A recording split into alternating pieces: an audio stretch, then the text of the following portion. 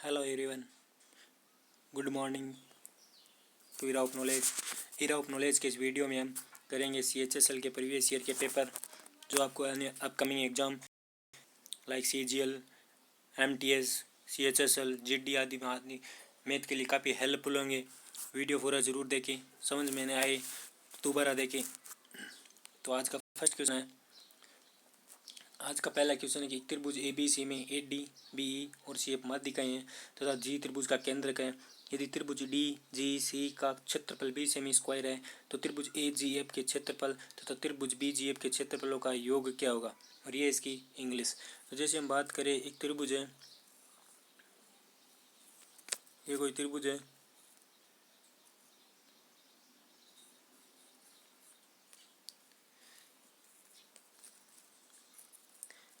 ये एक त्रिभुज है।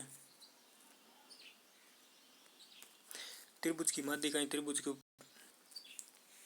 क्षेत्रफल को बराबर 6 भागों में बांटते हैं। जैसे ये कोई बिंदु A है, ये कोई बिंदु B है, ये कोई बिंदु C है, ये इनका केंद्रक G है जहाँ सभी माध्यिकाएं मिल रही हैं। तो यहाँ जो ये मान लो बिंदु D है, ये बिंदु E है, ये बिंदु F है। तो जो BG और जो D क्षेत्रफल होगा उस ये इक्वल होगा BGC के। अलग पेन में देखता हूँ। और जो इसका क्षेत्रफल 1 नंबर होगा तो इसका क्षेत्रफल भी इसके बराबर होगा, इसका क्षेत्रफल इसके बराबर। ये बराबर 6 भागों में बांटेगी, 1 नंबर, ये 2 नंबर, ये 3 नंबर, ये 4 नंबर, ये 5 नंबर, ये 6 नंबर। तो त्रिभुज की जो माध्यिकाएं होती हैं वो त्रिभुज को 6 बराबर भागों में उसका क्षेत्रफल बांटती है। अब इसने क्या दे रखा है, इसने दे रखा है 1 भाग का त्रिभुज का क्षेत्रफल दे रखा है। जैसे ये कोई त्रिभुज है,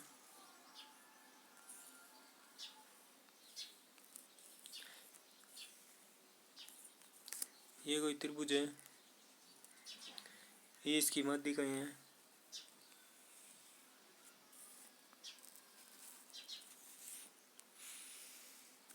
इसकी माध्यिकाएं ये इनका इसका ये G केंद्र है, ये G पॉइंट है इसका। ये कोई बिंदु A है, ये कोई बिंदु B है, ये कोई बिंदु C है और माध्यिकाएं हैं AD, BE और CF। तो इसने त्रिभुज क्षेत्रफल दे रखा है, DGC का क्षेत्रफल दे रखा है।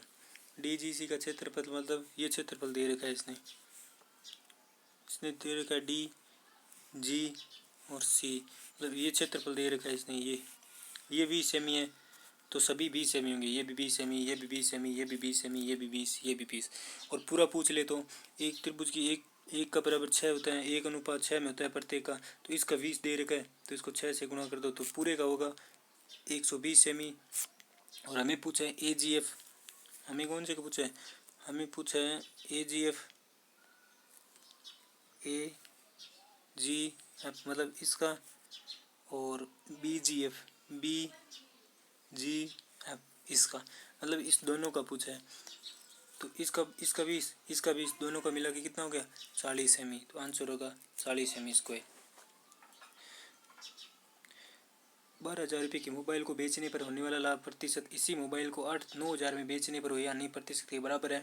20% लाभ कमाने के लिए इस मोबाइल को कितने मूल्यों में बेचा जाना चाहिए। ये इसकी इंग्लिश पढ़ लेना। जैसे मैं MP CP मान लिया अक्स है, तो ये पहले 9,000 में बेचे, बाद में 12,000 में बेचे।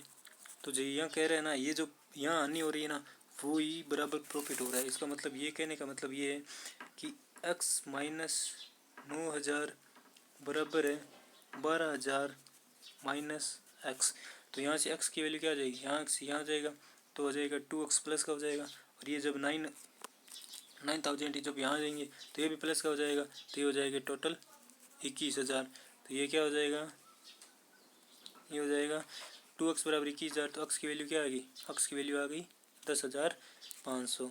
तो जब x की वैल्यू 10,500 आ गई, जब x की वैल्यू 10,500 है और हमें चाहिए 20% प्रॉफिट, तो 10,500 का 20% प्रॉफिट चाहिए। तो मैं यहाँ कर रहा हूँ, जैसे 10,500 का 20% को हम फ्रैक्शन में लिखना चाहिए तो क्या लिखते हैं, फ्रैक्शन में 1/5 लिखते हैं। मतलब ये 5 की वैल्यू है और हमें क्या चाहिए, हमें 6 की वैल्यू। तो ये 5 से काटो, ये 5 से कैंसिल आउट करेंगे तो ये 2 1, मतलब 2100 बार कैंसिल आउट होगा। और 2100 को जब 6 से मल्टीप्लाई करोगे तो क्या आएगा 12,600। आज का आगे का क्वेश्चन है, यदि अल्फा और बीटा द्विघात समीकरण ax² minus b x plus c equal to 0 समीकरण के मूल है, जहाँ ए बी सी स्थिरांक है तथा ए नॉट इक्वल टू 0 है, तो ए 1/α प्लस 1/बीटा का मान चाहिए। तो हमें क्या मिला है, अल्फा प्लस बीटा क्या होता है, अल्फा प्लस बीटा होता है माइनस का बी अपॉन ए, और अल्फा बीटा गुणांक में क्या होता है, अल्फा प्लस बीटा का मल्टीप्लिकेशन होता है सी अपॉन ए। या बी क्या है, बी या सेकंड नंबर का पद होता है वो बी होता है, लास्ट वाला सी होता है। तो हम देखें हमें अब हमें क्या चाहिए, हमें चाहिए अल्फा 1/α प्लस 1/बीटा। तो यहाँ से जब एलसीएम लेंगे तो यहाँ अल्फा बीटा हो जाएगा, यहाँ अल्फा नहीं है, यहाँ बीटा प्लस अल्फा, इसका मतलब हमें अल्फा प्लस बीटा का योग और अल्फा प्लस बीटा का गुणन चाहिए। तो हमें देखते हैं यहाँ से अल्फा प्लस बीटा का योग क्या होगा, अल्फा प्लस बीटा का योग ये होता है माइनस बी अपॉन ए। तो माइनस बी और माइनस बी प्लस बी हो जाएंगे, तो प्लस बी अपॉन ए हो जाएगा इनका योग, ये तो हो जाएगा योग। और अल्फा प्लस बीटा गुणा क्या होता है, सी अपॉन ए। तो यहाँ भी क्या है, सी अपॉन ए ही है, तो गुणा क्या हो जाएगा, सी अपॉन ए। तो यहाँ लिखेंगे सी अपॉन ए, तो बी अपॉन ए गुणा सी अपॉन ए, तो सी यहाँ ए यहाँ, तो ये से कैंसिल आउट, क्या हो जाएगा, बी अपॉन सी। तो आंसर क्या आएगा, बी अपॉन सी। आंसर आएगा डी, बी अपॉन सी। आज का आगे का क्वेश्चन है, 28 सेमी त्रिज्या वाली वर्तीय तार को एक वर्ग के रूप में मोड़ा जाता है, तो उनके क्षेत्रफलों का क्या अंतर होगा। और पाई बराबर में मान दे रखा है 22/7 है। अब जब 28 सेमी त्रिज्या के वर्ग को एक वर्ग बनाया जाता है, तो इसका परिमाप और इसका परिमाप बराबर होगा। इसका मतलब 2πr बराबर 4a होगा। तो 2πr कितना होगा, 2 पाई का वैल्यू हमें दे रखी है 22/7, आर की वैल्यू हमें 28 दे रखी है, यहाँ बराबर 4a होगा। तो यहाँ से जब हम सॉल्यूशन करेंगे तो a का मान आएगा 44। इसका मतलब वर्ग की भुजा कितनी हुई, वर्ग की भुजा होगी 44। अब इनका क्षेत्रफल निकालना है, तो वर्ग का क्षेत्रफल क्या होता है, वर्ग का क्षेत्रफल होता है πr², और वर्ग का क्षेत्रफल क्या होता है, वर्ग का क्षेत्रफल होता है a²। तब जब इससे निकालेंगे, आगे सॉल्यूशन करेंगे तो आएगा πr², 22/7 लेना है, πr की जगह हमें 22/7, 28 गुणा 28 माइनस 44 का स्क्वायर। तो ये 44 का स्क्वायर बढ़ाएगा, तो 44 का स्क्वायर 1936 होगा। 44 का स्क्वायर था 1936,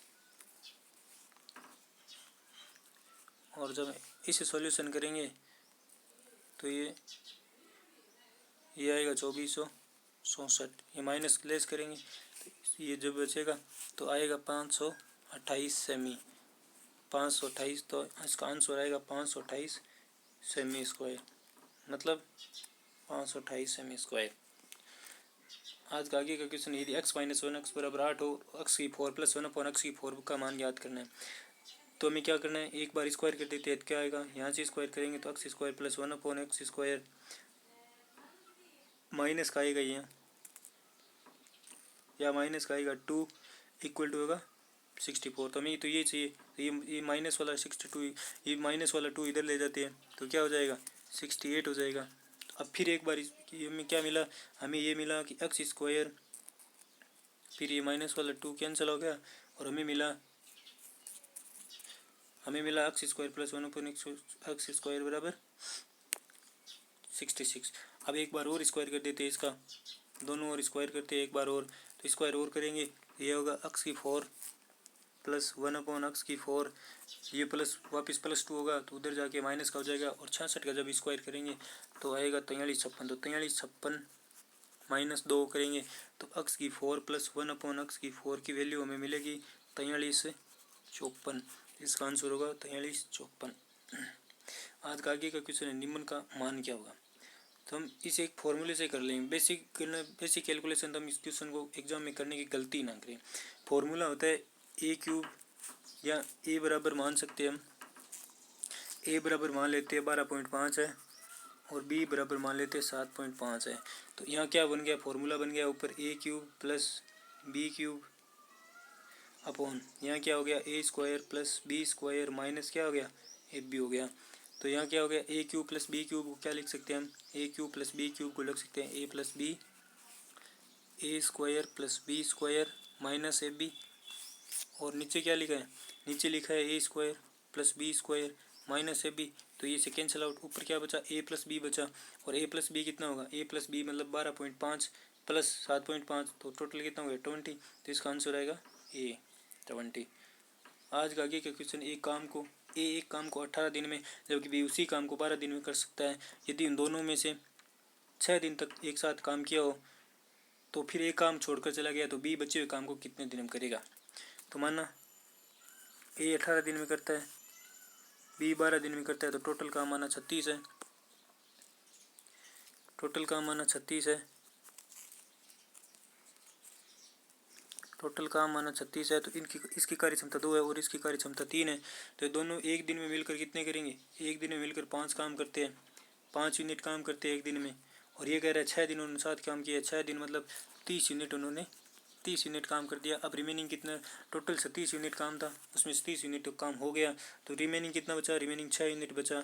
अब बी अकेला करेगा और बी की इफिशियंसी क्या है, बी की इफिशियंसी 3 यूनिट पर डे है, तो 6 यूनिट काम करने के लिए कितने दिन लगेगा, 2 डे लगेगा, तो आंसर आएगा 2 दिन। वीडियो पूरा देखने के लिए धन्यवाद। अच्छा लगा तो सब्सक्राइब करें, शेयर ज़रूर करें।